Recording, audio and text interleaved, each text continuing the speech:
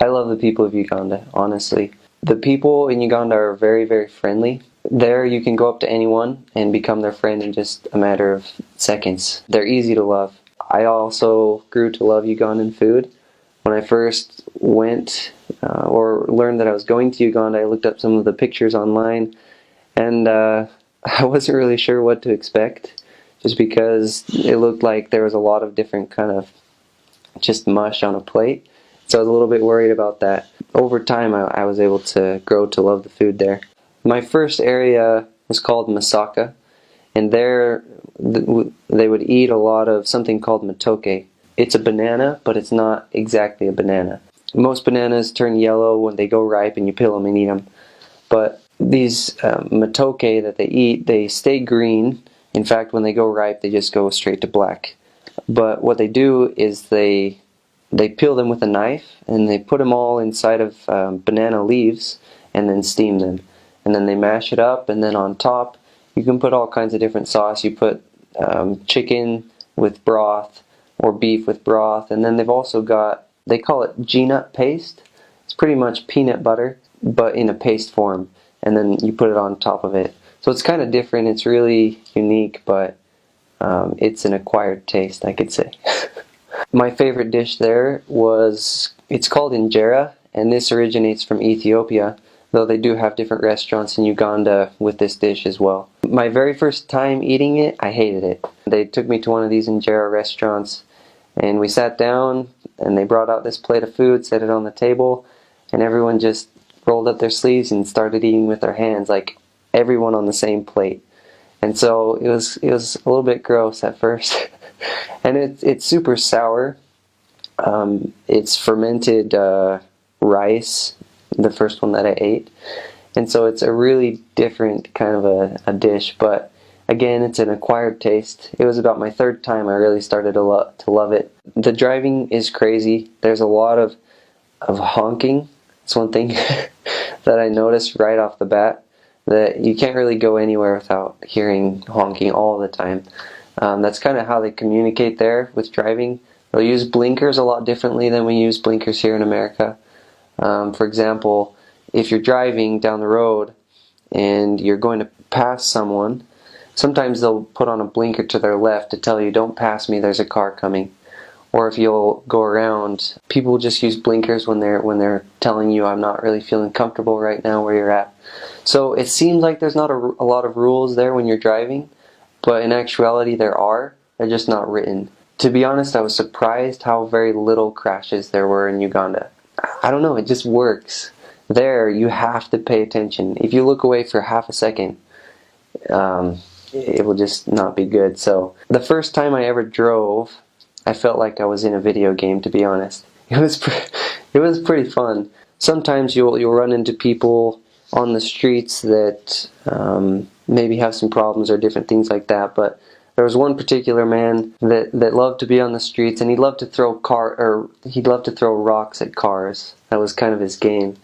And so it was, like I said, it was a lot like a video game the first time I was driving, trying to swerve through all these obstacles and start driving with a left hand on the stick shift for the first time. Just all these things all at once. It was pretty crazy. There were things that I saw and experienced that were new to me that I've never seen before. I saw different things such as something called mob justice. I'd only seen that once, though, to be honest, my entire mission, the 2 years. And in general, the people there are very loving and kind and friendly. I wouldn't say that it's a really scary place like many people think that it might be. I, to be honest, probably felt safer there than I do even here. I wouldn't have any fear going to this wonderful place. Almost every area that I went to, I would be introduced to new languages all the time. When I first got there, it was not easy to understand the people. So Uganda was colonized by the British, and so they do speak a little bit differently than we do here in America. The way that they set up their sentences, the structure is a little bit different. So here, for example, we may say, how's your day been? Over there, they would say something more as, how has been the day? Well, when we first got off the plane, it was really pretty crazy, to be honest. Just people walking everywhere, a lot of noise, which I'm not used to. I'm from kind of a small town. But then when it really started getting crazy was when we got in the car and started driving. So in Uganda, the people drive on the opposite side of the road, which is one thing that's really different. But not only that, but there's really not a lot of rules there as far as driving. Getting into Kampala, it's a lot of city. And then around Kampala, most of it's city as well. It's not until you get out a little ways when you start to get to some of the villages. There's some huts, grass huts, mud huts, things that you would think of when you think of Africa. But there's also one thing that I was surprised about is that there is a lot of city, which I wasn't expecting when I was going to Africa. They're more developed than I thought. A lot of people imagine living in huts or different things like that. But honestly, the living there really isn't that bad. The water will go out, the power goes out a lot at times. Sometimes food in the fridge will go bad. So you have to kind of learn to adjust to things like that. The living conditions really aren't that bad. You just get used to it over time. It's just different, I can say. A lot of the people have farms, they have their own gardens, they grow a lot of their own food. They're hardworking, great people. They make bricks out of mud, and that's what a lot of people will do. They'll go and find jobs like that. The children there have a lot of fun games that they make. There's a lot of jump rope, things like that. There's a game that they play with rocks. They'll get stones and play. I'm sure a lot of people know the game Jacks, where you bounce the ball and pick up all the jacks. So they have different things like that with rocks, and they have to move it into a circle and out. The weather will never change in Uganda. So people say there's a wet and a dry season. Honestly, while I was there almost the entire time, I couldn't tell the difference. It's just every single day is the very same weather. The only thing that will change is that sometimes it will rain.